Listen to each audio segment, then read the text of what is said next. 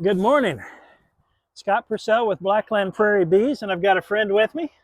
Colter Williamson, a novice learning beekeeper. He called me I guess a mutual friend put us in touch a few weeks ago, and I'm going to be mentoring him a little bit with, he's got a horizontal Langstroth hive, and I, of course, have my horizontal Layens hives, and so we'll be working to winterize my hives and his as well.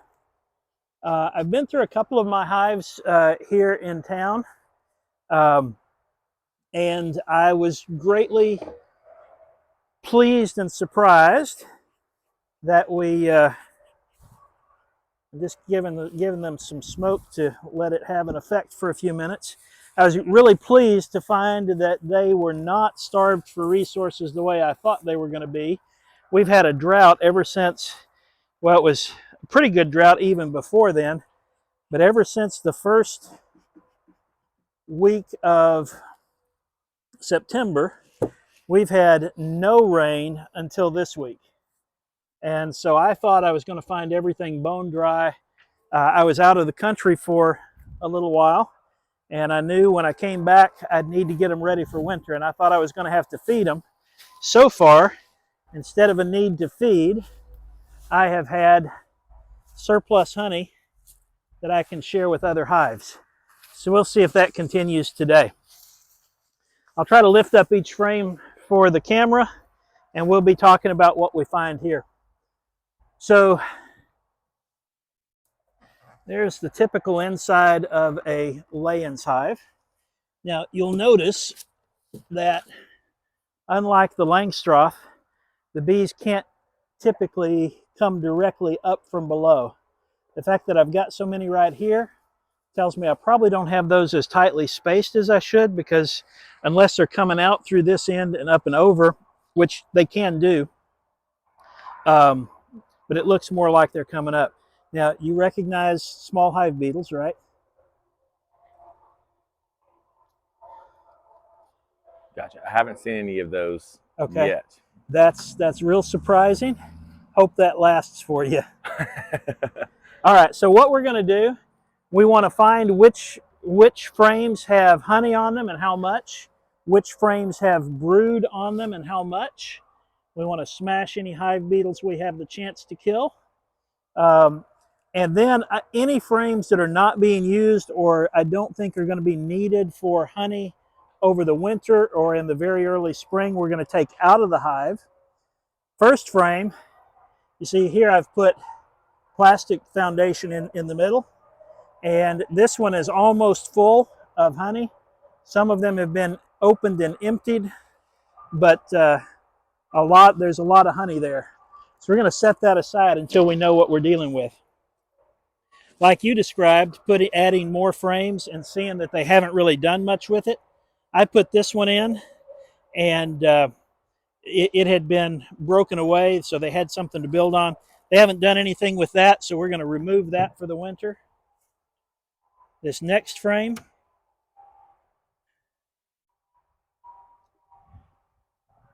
look at all the hive beetles. So part of the reason that we take away frames they don't need is so that they have less area to patrol, so that the hive beetle population doesn't overwhelm them. All right, so that's mostly honey. It's not as heavy as the first one. A good Layens frame will typically be between 10, sometimes up to 15 pounds of honey. Okay. This one is less. So the hive beetles, smash the ones you can smash. Don't worry about it if you can't. Well, there are traps you can use, and I have a trap down here. I probably needed to refresh the diatomaceous earth.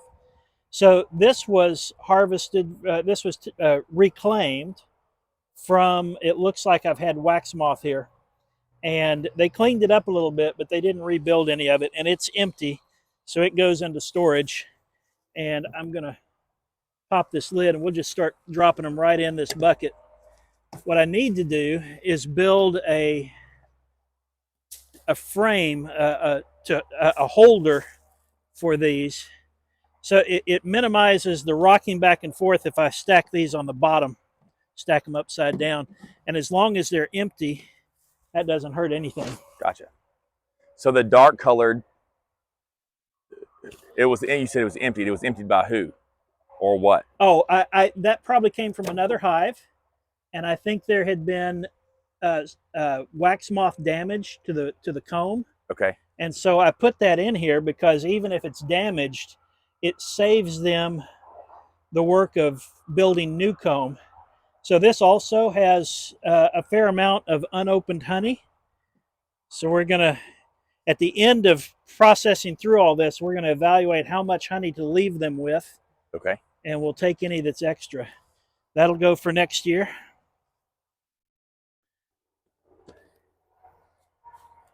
So you can see I do all kinds of different crazy things with my frames, just experimenting. Sure. I'm experimenting with different ways. The plastic foundation isn't designed for the frame sizes of lay-ins, and so I have to take Langstroth sized plastic foundation and fit it in. Right now I'm just executing hive beetles. And I've tried different ways of securing it. What I really needed to do probably was put more wax on this. So in the spring, I'll wax it up better and they should draw it out more quickly. And when you wax it, you're melting wax and just... Melt wax from last year. And you're brushing it on or dripping it on? Or I usually roll it. Okay. You could brush it.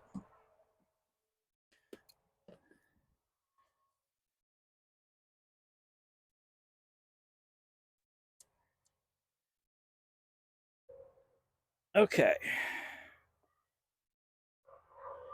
All right, so we've got some frames with honey, some bees actively working to take the nectar out of those, whether that's for consumption or whether they're trying to rearrange their comb. On this side, we've got some really irregular comb. And so if I take one away, I don't know, I'll have to decide whether I want to leave this one or take it. Like this area here? That was capped honey. Okay. And it was attached to the one next to it. So when I separated it, it opened up those cells. Gotcha. And that is, now that has broken open, we do have to really watch for signs of robbing. If those bees think that they are desperate for resources, they smell that honey in the air, and they come to make war. Now here, see, we've got nectar down here, which is really surprising to me, although I've seen it in the other two local hives I've looked at. But I didn't expect to see that because of the drought. Basically, we had our fall flowers started blooming, and then it got so dry that even though they were probably still producing pollen, I wasn't at all sure that they had much nectar to offer. And by now, everything seems to have gone to seed. At least the goldenrod has. Lots of nectar, lots of honey here. Still not seeing any brood. So how do you know if it's what direction it's going? So it was capped, and now they're uncapping it to get to it, versus they put nectar in and now they're capping it. So I think what's happening is they're uncapping these over here, and they're moving it closer to where they're going to have their brood nest and where their baby bees are going to be. We'll know that more, or possibly they're finding nectar. I'm a fairly new beekeeper myself, so I'm not 100% certain which of those I'm seeing, but I think both are a possibility for this time of year. Okay, this one, they're filling up a lot with nectar or honey. Could be honey moved from the other frames.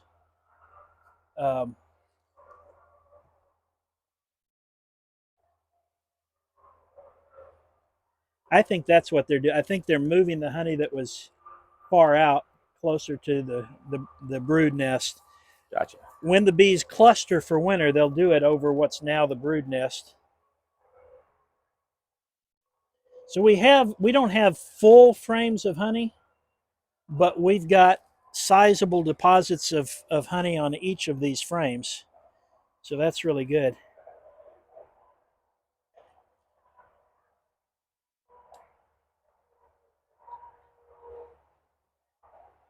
All of this, that is propolis.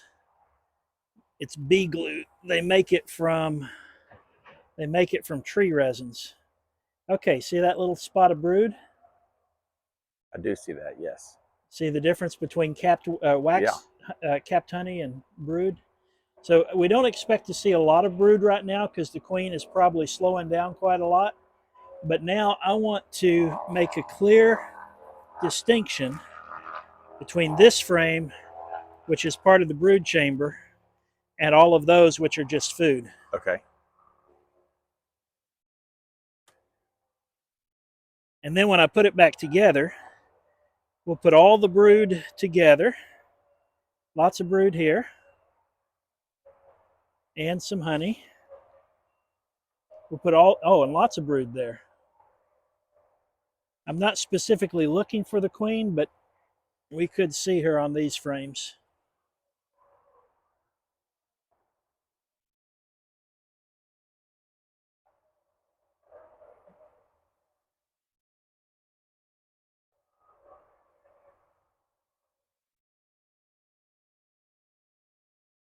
All right. And you see that's pollen in those cells, the yellow. Okay. It's actually bee bread, and there's a little bit of brood up here. It's actually bee bread, which is just pollen that they've mixed with some nectar and their own digestive enzymes. And it ferments it so that it can still be good for feeding the baby bees over winter. Gotcha. So that still has some brood on it, so it's part of the brood nest. If it didn't have brood, but still had that bee bread or pollen, I would want to make sure that it is right adjacent to the brood. Now this one, I don't see any brood on this side, but I do see lots of bee bread. Oh, there's the queen. See the green dot? Oh, yeah.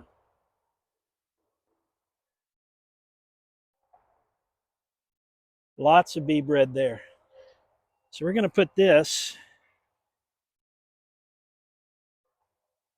right adjacent. That green dot's naturally occurring, or is that No, that's painted. Oh, okay. And it'll stay on there? Yeah. Oh, wow. Use a little paint marker. In fact, see those markers? Yeah. Red and green. There is actually a coded system for what color to use if you follow it. Not everybody does. Yeah.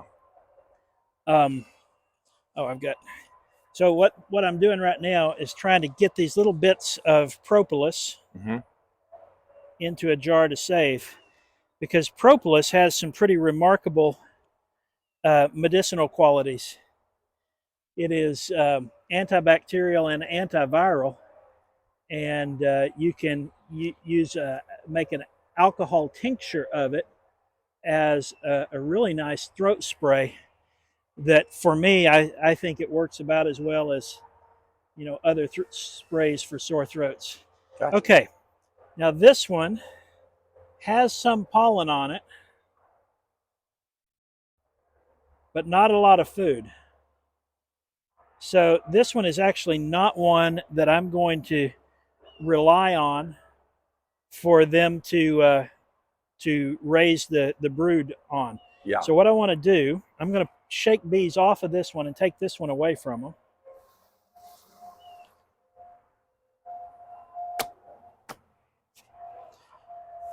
Just put this over here.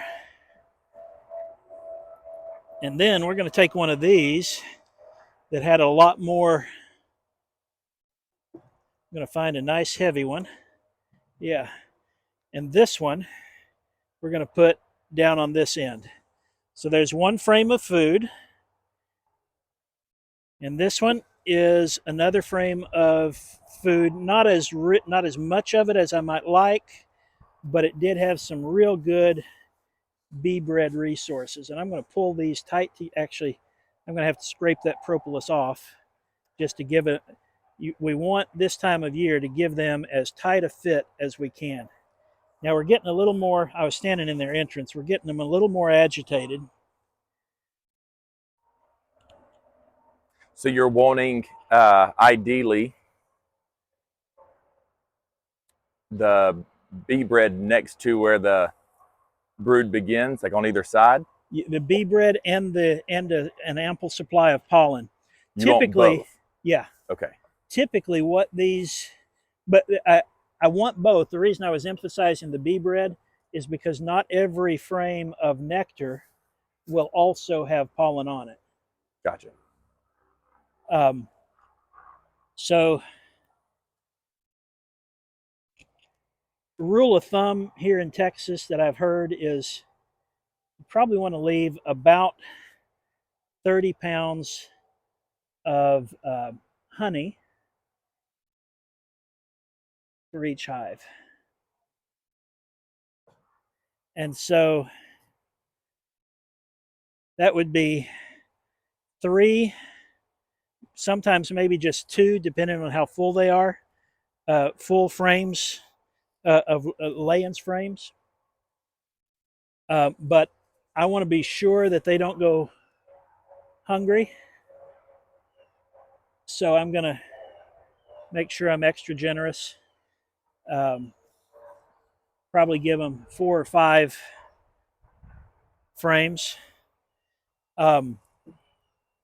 Typically in the brood nest, you'll see there's brood down below and then a lot of honey up above. Right. The bees will cluster for winter where the brood was.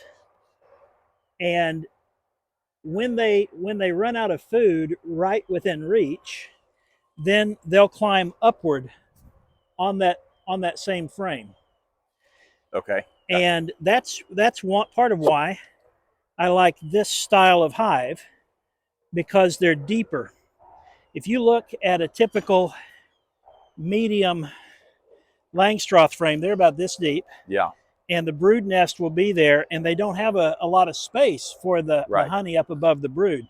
So what they depend on is the idea is you got your brood nest on the bottom, and you've got a super with honey just above them. So when they need to get more food, they just climb up. The problem is there's that gap between one box and the next. Yeah. And sometimes the bees won't do that. In this system, they've got about 3 inches, sometimes I've seen it as much as 6 inches of honey above the brood. So they've got all they need to make it through winter just by moving up.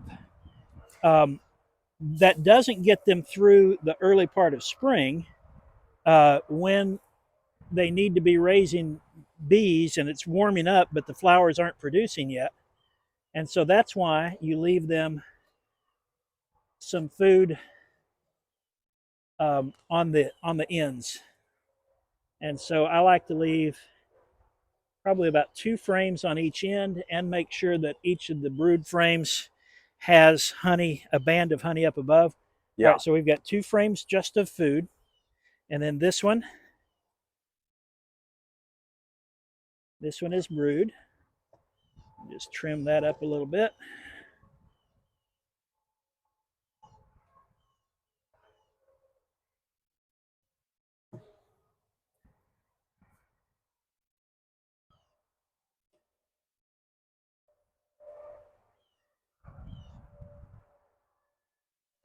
How often do you do removals?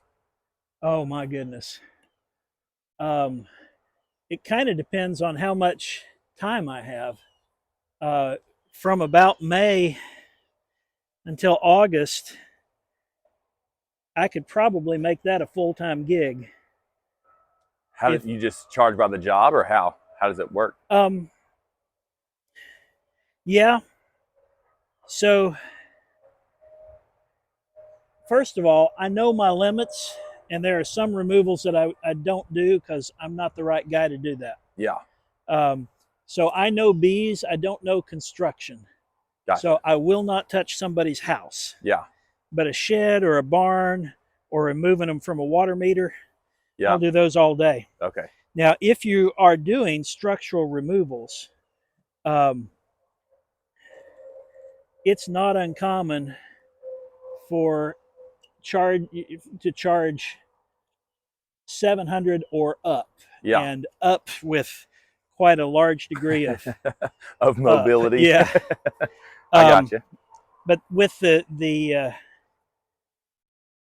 removals that I do, I try to price it low because honestly, a big part of my motivation is people get freaked out by bees in their yard and they don't know what to do and they didn't budget for that, Yeah. you know, and if it's bees in a water meter, I used to do those pretty much for free until I realized that it might be free to them, but it wasn't free to me because Yeah. I had to buy the hives. Yeah. And so still, if I'm needing bees, like if the bee yards that I'm providing for ag exemption, if they're short and I really need a colony, then I may do a water meter removal for free. Okay. But if I have to go buy a hive to have a place to put them, I'm Right. going to charge them basically more or less around what it cost me to buy that hive. Yeah. So $250. Yeah. All right, now we get to decide. So we've got 2 frames of food, Right. three of brood. This side so I can see. And now I have to decide which of these. All right, that's a nice full frame. If you would grab that smoker for me. Yeah.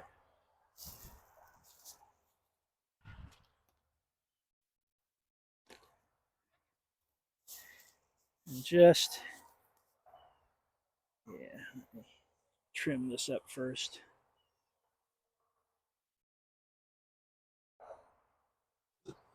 So once you get where there's little to no brood, then you're wanting to open uncapped. Go ahead and give it a little puff right around here. I just want to move them away.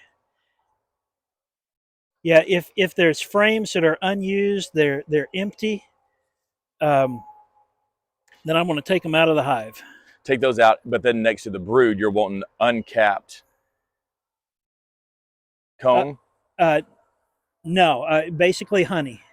I want Okay. I want honey and pollen on the frames on both ends. Okay. All right. I keep thinking I'm going to need to leave some frames behind to feed, and I keep accumulating more frames. All right, there's another nice heavy one. So that's going to be the last of our. So why is this so much lighter than the other ones? Well, because the other ones are open. Is that right? Oh, No. the lighter in color? Lighter in color. Yeah. It's just how long that wax has been in use. Okay. What makes the wax dark is dirty bee feet. Ah, okay. Not wiping their feet before they came in. Yeah. I just haven't been able to take to that doormat. Now, I'm not sure why this frame is wanting to stand out.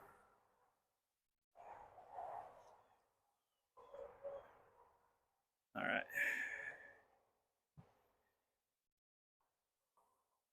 Okay. Now, here's the trick. We got boy. So we had 2 feed, 3 of brood, or 4 of brood. 3 of brood. 3 of brood, and then 2 of food. Yep. of food. Okay. And that ought to be plenty.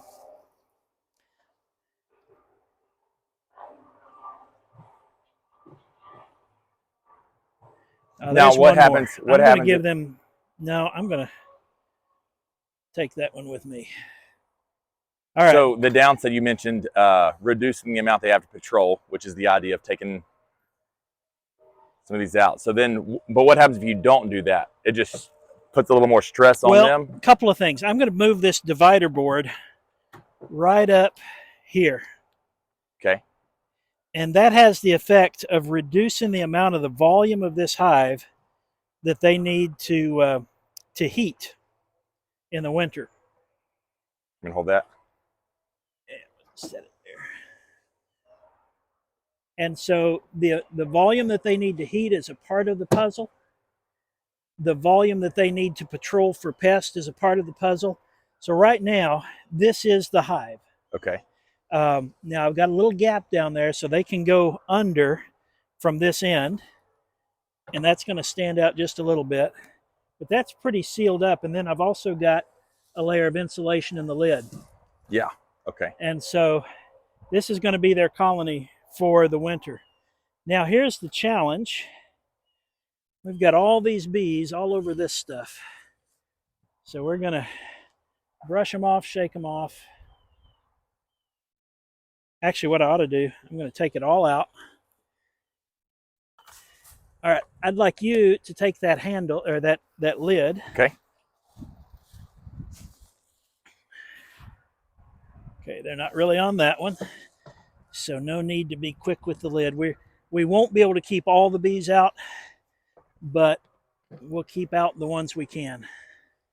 Actually, that one and that one, I'm not even gonna, yeah, these are all, we didn't have any, had a little bit of nectar in this one. Well, they come back and get on that in a hurry. Here we go. Take that one out, put that one in, and now get the lid on. Okay.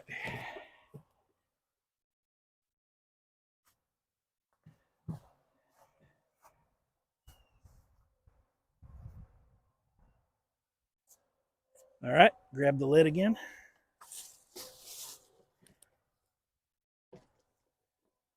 All right, lid on.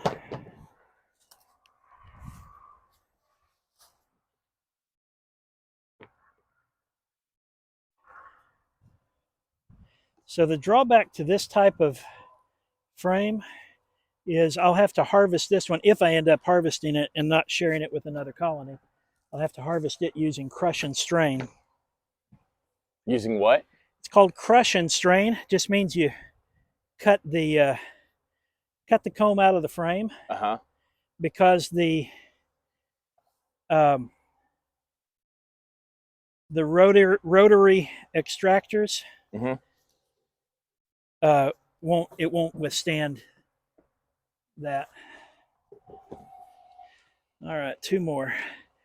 Now this one, it's also when we have one like this, yeah, it's called a foundationless frame, and it just has that dowel for support. But you see how far that comb is supported. It's supported here, along that edge, along this edge. And so this one likely would, and because it's not first year comb, it likely would stand up to the extractor. Okay. Okay. All right. Last one.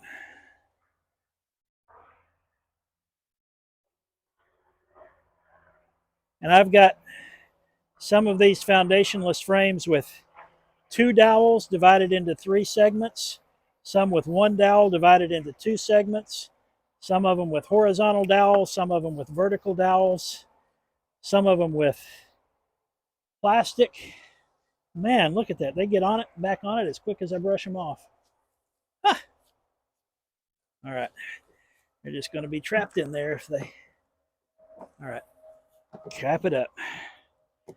Okay. So at this hive, we're now ready to close it up. So I've got down here 2 different types of small hive beetle deterrents. This one traps their feet, although it doesn't look like it worked all that well this time. Normally I'll look here and find just dozens of dead hive beetles. And this one has diatomaceous earth inside it. And so the bees will chase the hive beetles in here. They get coated with DE, and it desiccates them. Oh, wow. All of those are beetle shells. So we'll move that closer up there. All right, and now we're ready to go back on with this. Now, if you'll take the smoker and just puff right along the edges, right out here, where they'd be crushed if we don't. All right, that ought to be good.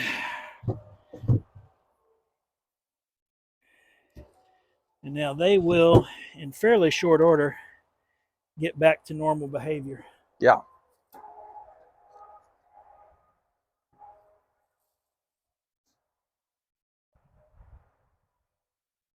Now, what you want to watch for in a setting like this is, are these bees that are flying all around, are they from this hive or not? I don't think this hive has sent out robbers here because I don't see them. The robber bees, they'll be trying to get in every crevice, and I don't see a lot of that there. But look right down here. Bees from this hive are now trying to get into this one. If they try to go in through the main entrance, there are guard bees that can defend that. And the risk with this is if I pop this lid off, all these bees that are in the air, they now have a way to get into this hive, and that puts this hive at some risk. Now, I think they're strong enough that I'm still going to do it. I'm just going to move quickly. Yeah. Okay.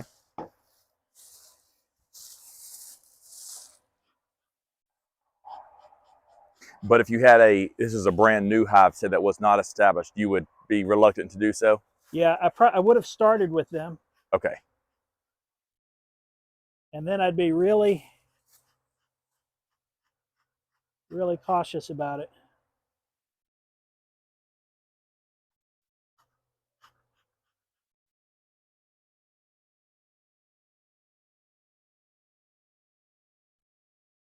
You can imagine in those 8 hive apiaries, when robbing starts, it gets nasty. Yeah.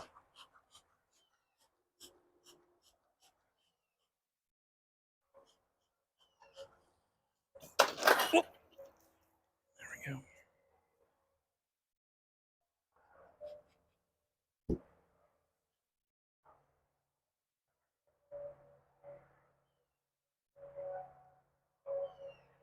Oh, there's part of me that thinks maybe I should step back and see if they'll calm down a little bit. But Yeah. I think as long as we've got those frames out, and especially as we've got that honey, they're probably still going to smell the scent of that honey from the inside the bucket. Yeah, see, this is signs of robbers. Okay, I think there's really nothing to do but just move fast. Okay. So let me move this around.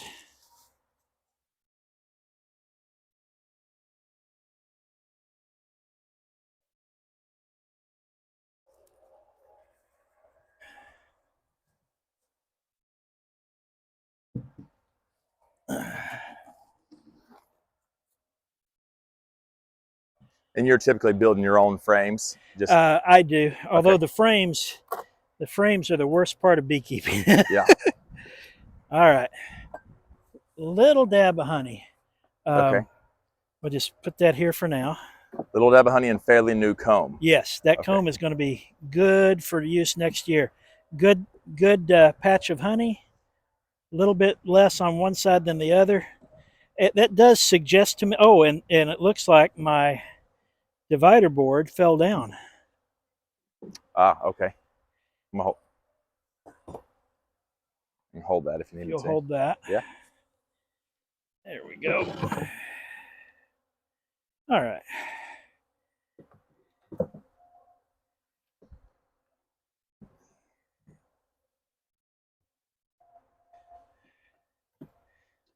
Nothing.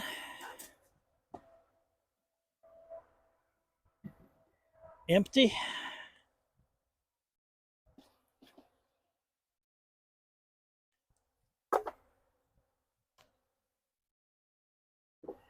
This was drawn really thin. It has honey, but not a lot. That one is for removal.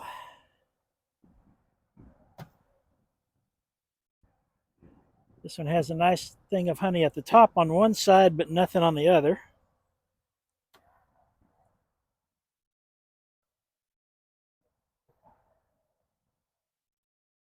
About a quarter frame of honey.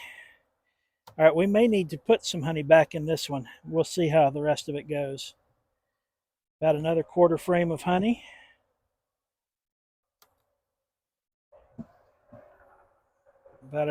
Getting close to a half frame there. No brood yet.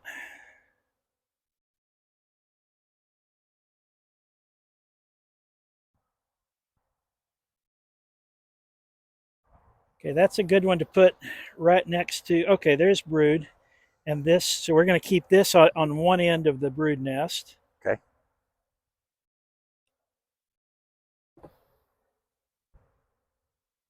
Okay. Another frame of brood.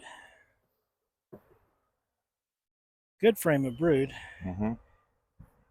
Yeah, these girls are going to need some of that honey.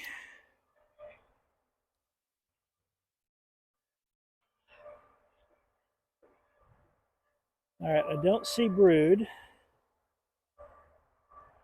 I see some nectar and lots of propolis, so I'm going to put that one on the opposite. Oh no, we'll put that one here. And then we need one or maybe even two nice frames of honey to go on the end. Okay. And that has some, but just not as much as I want. And there was very little brood on this one? Yeah, I didn't see any. Okay. All right, I'm going to pull from that other crate and see what I've got back here. And the reason I'm doing this one is because I don't think they'll as quickly find this and start trying to fill this box with bees. Okay. Yeah, that's a good one.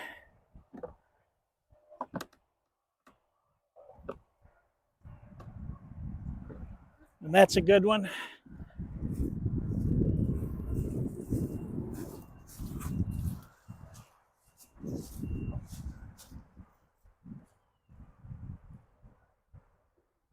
All right, these are going to be the two on this side. And this one is actually more food than brood. Then this last one was going to be food, so we've got 3 of food.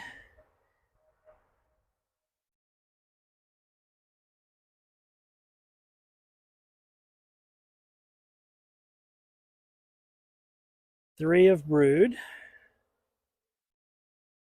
And we're never removing brood from a hive. No.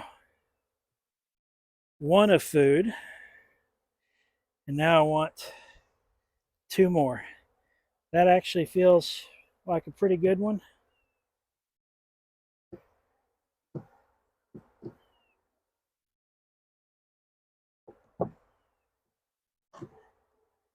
And that's a good one.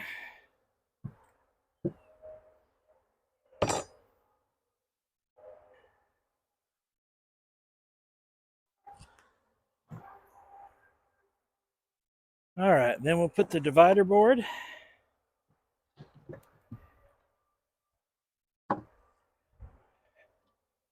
All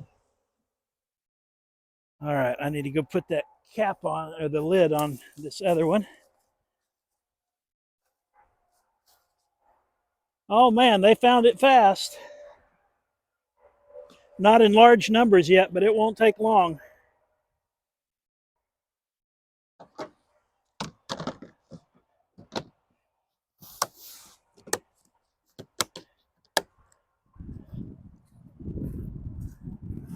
All right, if you'd grab that tote and bring it around here where we're working.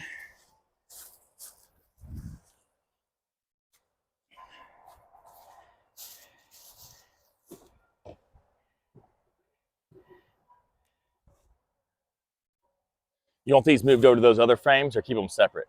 We'll leave those out. Okay. Because those just go into storage. There's not enough resources on them. All right, open. All right, close.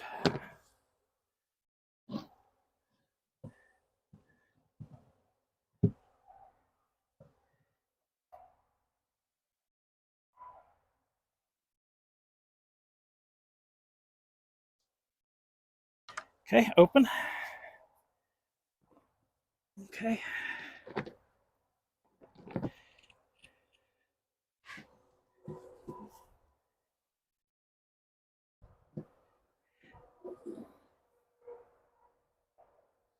That's the one you said it's a little thin, but a fair amount of honey. Yeah. Basically, it's if they needed the room, I would leave it for them. But I don't think they really need the room that much. Yeah. Okay, that's going to be all we can fit in there. All right, so I've got these two. We'll just take over. I'll let you carry one. Okay. We're going to go to the bed of the truck for these two.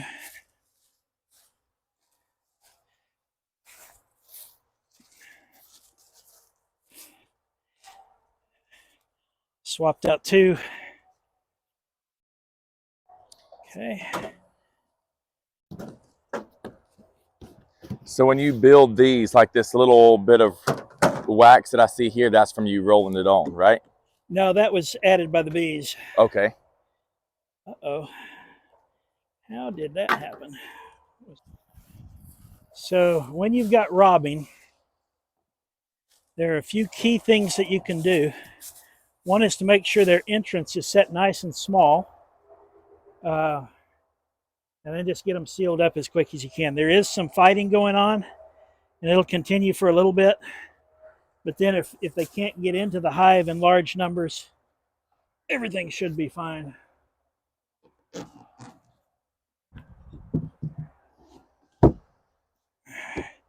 And you just want to make sure that the lid is fully seated. Okay. Okay. So on these disc entrances, this setting is queen excluder. This is ventilation only. And this is your opening, and you can leave it. See how I've got it narrowed down so only 2 or 3 bees at a time can go through there. And that's deliberate. Yeah. Take these shims. Try to level it just a little more. You get a grip on this piece right there? Yeah. They're heavy beasts. All right, that's good. There's only drops of honey there, but they are just determined to get it. Now this, what I'm going to do when I have the time, is I'll make a shell of that purple insulation board. Oh yeah. And seal it up on all the gaps, and just slide it down, leaving just one opening for an entrance, and they'll come through the winter fine. Now this one is different than all the others, and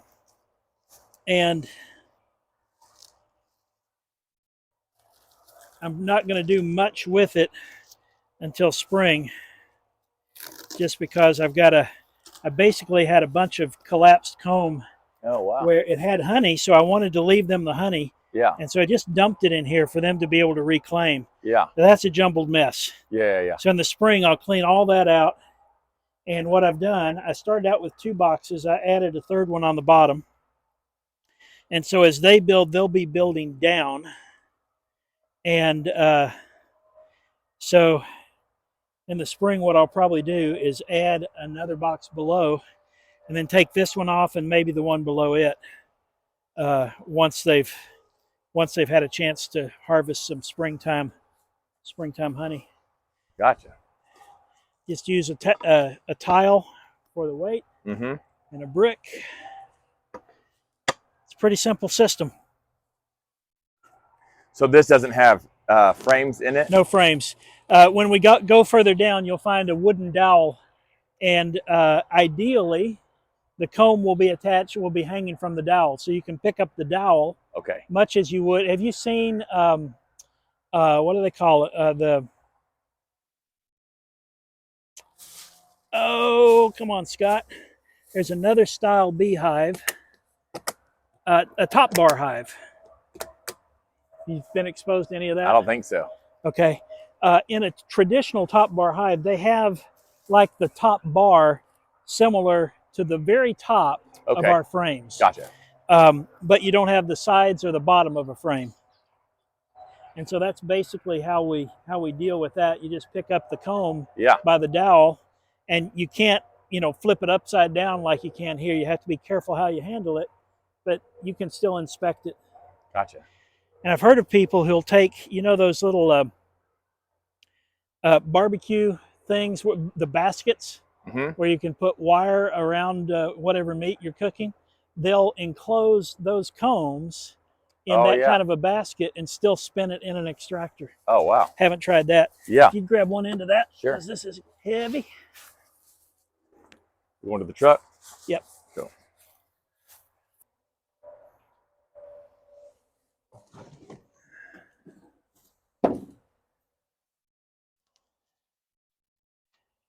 So things that I always carry. Got a spare hive tool. Somewhere here I've got a level right there. Okay. I've got a couple of different types of queen catchers or queen traps. Duct tape's always useful. Paint markers.